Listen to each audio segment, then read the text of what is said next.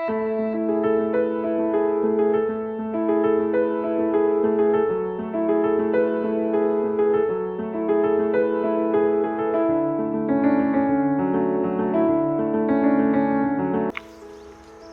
bonjour, ça dépend de l'heure à laquelle vous allez nous suivre. C'est votre émission Talk Show avec comme présentateur Izé Bawawa, l'esclave du travail. Eh bien, en fait, aujourd'hui, je vais recevoir un serviteur, un homme bien, les docteurs de la parole. Il s'agit bien de Pasteur William Gonga qui est déjà à mes côtés. Sans plus tarder, avec l'aide de notre ingénieur Poyaza professionnel, je suis sûr que nous a cadré déjà. Men of God, bonsoir. Bonsoir frère Izé Bawawa. Papa, ça fait un bon temps, vous n'étiez pas ici à Raré, vous étiez en dehors. Comment ça a été? Non, le voyage était bien passé. Dieu nous a beaucoup assisté. Nous avons été invités pour une grande croisade. Et puis la réussite était totale. Pas la réussite par rapport à ce que nous sommes, mais par rapport à ce que Dieu a fait. C'est-à-dire il y a eu des âmes qui se sont convertis au Seigneur, ils ont été baptisés. Et voilà, c'est pourquoi j'ai dit que la réussite était totale, parce que le ciel était content. Tout ce que nous faisons, c'est pour la gloire du Seigneur. Amen. Papa, votre retour à Raré, comment vous a accueilli? Comment a été l'accueil? D'abord, je suis très content. J'ai trouvé l'église en bonne santé. J'ai vu la bonne santé spirituelle. Par là, je salue l'homme de Dieu, le pasteur Joël Zila Malongi, qui a bâti un très bon travail, ensemble avec le staff de tous les autres hommes de Dieu, le bien-aimé Anissé, Wangi, le prophète Alida, le staff de tous les choristes, le protocole. Vraiment, ça a été une bonne chose. Et puis l'accueil était bon. J'ai été bien reçu par la communauté. Et puis nous continuons pour cheminer ensemble. Et l'église va bien. Vraiment bien notre ingénieur d'aujourd'hui, Samuel. Pasteur, je reviens à vous. L'actualité qui domine, qui fait du bruit presque partout, c'est les livres. Oui. Mon plaisir est que nous aurons à connaître la vérité aujourd'hui. Je ne sais pas si nous pouvons nous tenir debout. Ça va? Docteur de la parole, les livres que nous attendons impatiemment, ça parle de quoi? Oui, normalement, notre livre est intitulé L'impact du salut.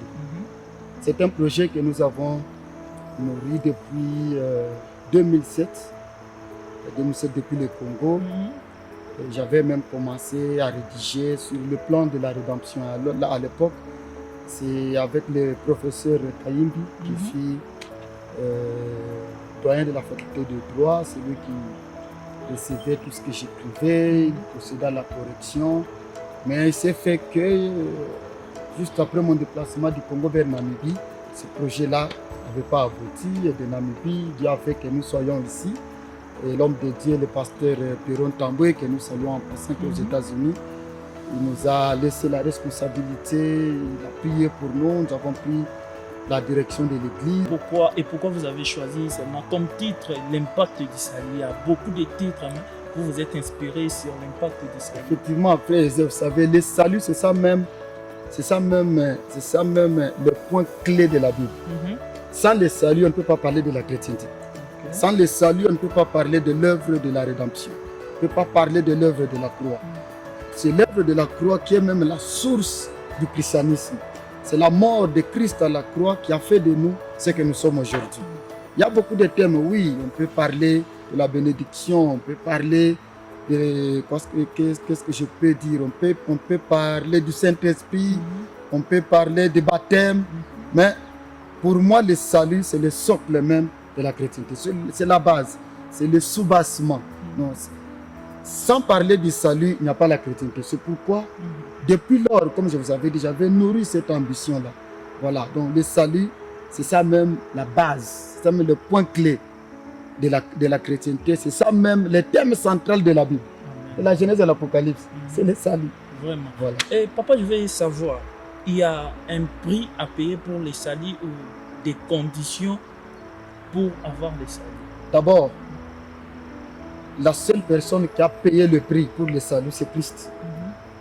Il est allé à la croix, il a payé le prix de son sang pour nous racheter, pour nous rédempter. Parce que nous étions des païens, nous étions des gens sans promesse, des gens qui étaient très loin.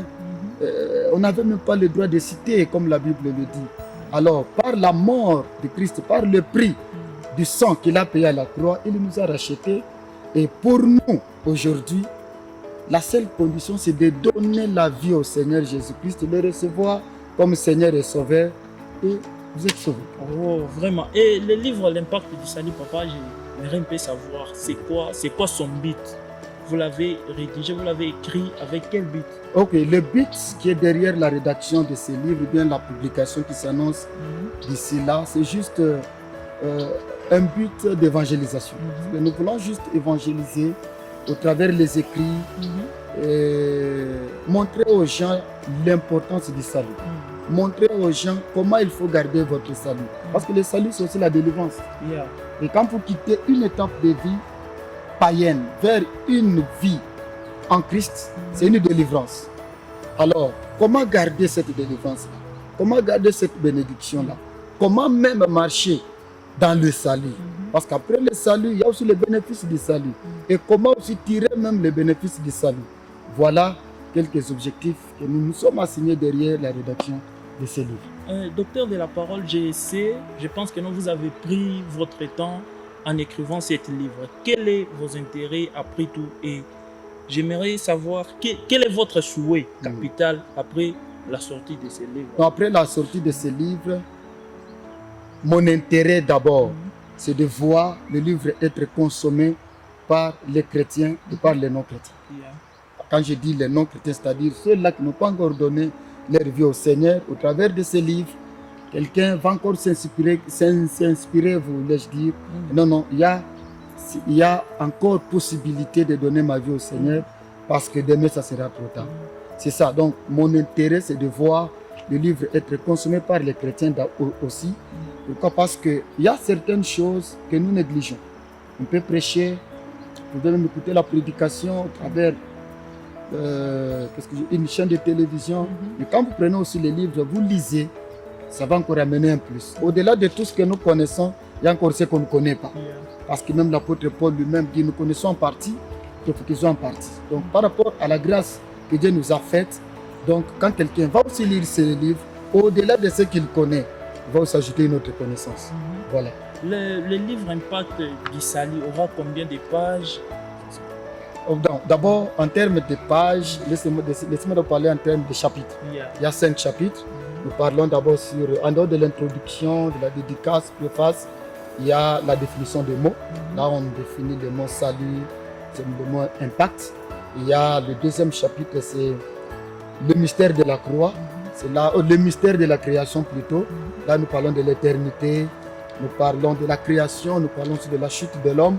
Et il y a le mystère de la croix. Là, nous parlons du combat de la croix, nous parlons du rachat. Dans ce dernier chapitre, on parle de la nouvelle naissance, on parle de la mission de l'Église et on parle de l'enlèvement de l'Église et puis la conclusion.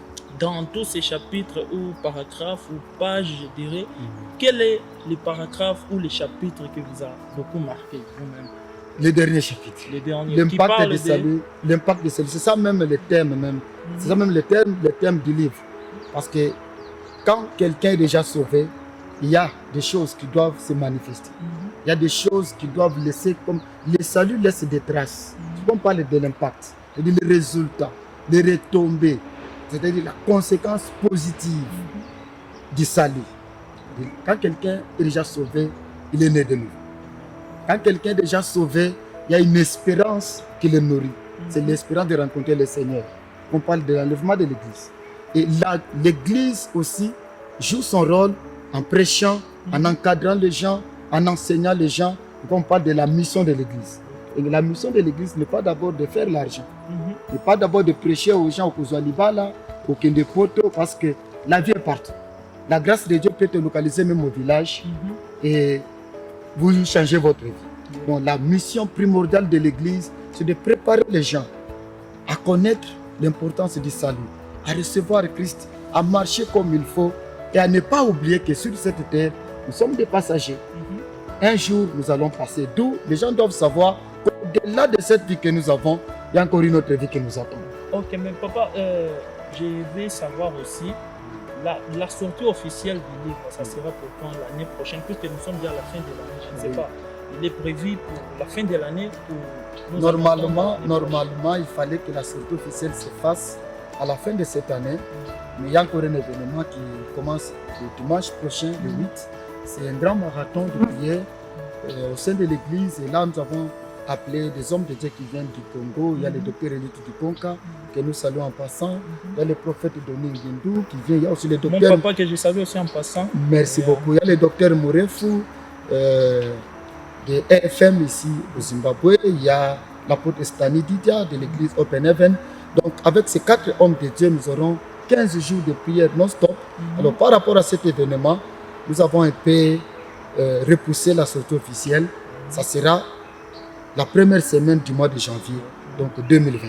Si Christ ne revenait pas. Vraiment. Parce que c'est ça même notre espérance. Alors, je pense que nous sommes presque à la fin de notre émission. Un mot de la fin et quelques salutations aux gens qui nous suivront. Le mot de la fin, nous invitons toute la communauté de Word of Salvation, c'est-à-dire la communauté de l'Église du Salut, de prendre possession de ce livre qui s'annonce déjà et puis de prendre part à ce grand événement qui aura lieu la première semaine du mois de janvier.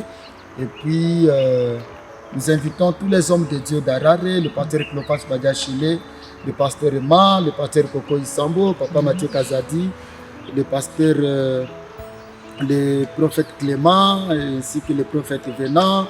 Il y a le prophète Daniel Ilouki. Beaucoup d'hommes de Dieu d'Harare, nous vous tendons la main, ne manquez pas ce grand événement. Et puis, nous saluons en passant tous les bien-aimés de l'église Parole du Salut. Et puis, je salue ma très chère épouse, Maman France Mbongo. Maman France. Oui, Maman France, nous la saluons. Je salue ma fille aînée, Hop Ngonga, ainsi que mon fils, Faithful Ngonga. Je salue le pasteur Joël Nzila. Je salue son épouse, Maman Sandra. Je salue le prophète Alida. Je salue tous les choristes. Merci, je suis ravi. Je vous remercie d'avoir accepté aussi notre invitation. Merci beaucoup, frère Pézé. Que Dieu vous bénisse. Tout est bien qui finit bien. Vous êtes tellement nombreux que nous sommes toujours ensemble. Je remercie aussi mon ingénieur d'aujourd'hui, Samuel. Nous sommes des cœurs. Bye. À la prochaine.